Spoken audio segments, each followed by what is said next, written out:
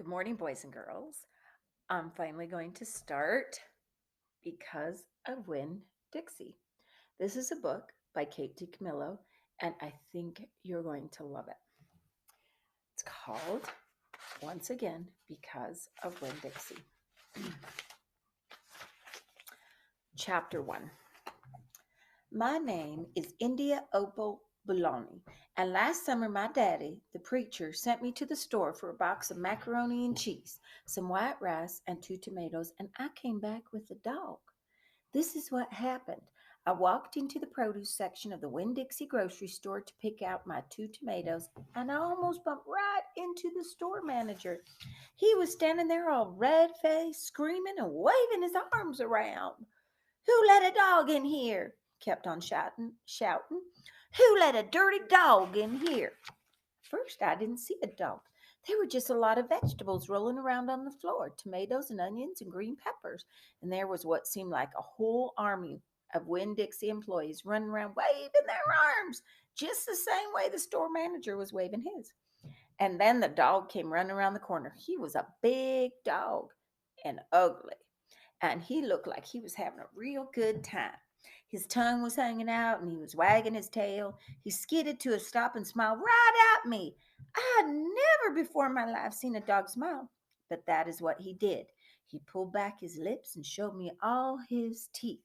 Then he wagged his tail so hard that he knocked some oranges off a display and they went rolling everywhere, mixing in with the tomatoes and onions and green peppers. Have you guys ever seen a dog smile? We used to have a lab named Molly, and I swear, when I'd come home, she'd smile at me and be so excited, and her tail would be wagging. The manager screamed, "Somebody grab that dog!" The dog went running over to the manager, wagging his tail and smiling. He stood up on his hind legs. You could tell that all he wanted to do was get face to face with the manager and thank him for the good time he was having in the produce department. But somehow he ended up knocking the manager over. And the manager must have been having a bad day because lying there on the floor right in front of everybody, he started to cry. The dog leaned over him, real concerned, and licked his face. "Please," said the manager, "somebody call the pound." "Wait a minute," I hollered. "That's my dog. Don't call the pound." All the Winn-Dixie employees turned around and looked at me, and I knew I'd done something big and maybe stupid too. But I couldn't help it. I couldn't let that dog go to the pound. "Here, boy," I said.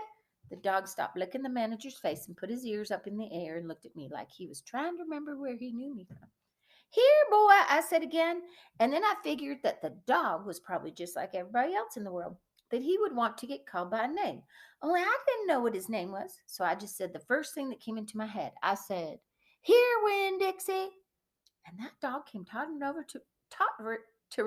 to me just like he had been doing it his whole life. The manager sat up and gave him a hard stare, like maybe I was making fun of him. "It's his name," I said, honest. Why would the manager think that she was making fun of him? Ah, maybe because the grocery store's name is Winn-Dixie. And now she said the dog's name is Winn-Dixie.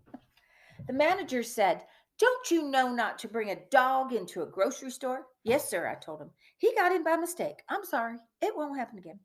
"Come on, Winn-Dixie," I said to the dog. I started walking and he followed me along behind me as I went out of the produce department and down the cereal aisle and past all the cashiers and out the door. Once we were safe outside, I checked him over real careful, and he didn't look that good. He was big, but skinny. You could see his ribs, and there were bald patches all over him, places where he didn't have any fur at all. Mostly, he looked like a big piece of old brown carpet that had been left out in the rain. "You're a mess," I told him. "I bet you don't belong to anybody." He smiled at me. He did that thing again, where he pulled back his lips and showed me his teeth. He smiled so big that it made him sneeze. It was like he was saying, "I know I'm a mess. Isn't it funny?" It's hard not to immediately fall in love with a dog who has a good sense of humor. "Come on," I told him. "Let's see what the preacher has to say about you." And the two of us, me and Winn-Dixie, started walking home. That's the end of chapter 1. Boys and girls, will you write to me and tell me what you thought about this video and what you think about this story? And what do you think about my accent? Does it sound super southern? Anyway, hope you enjoyed it. Oh, you're going to love this book. I'll see you soon. Love you guys.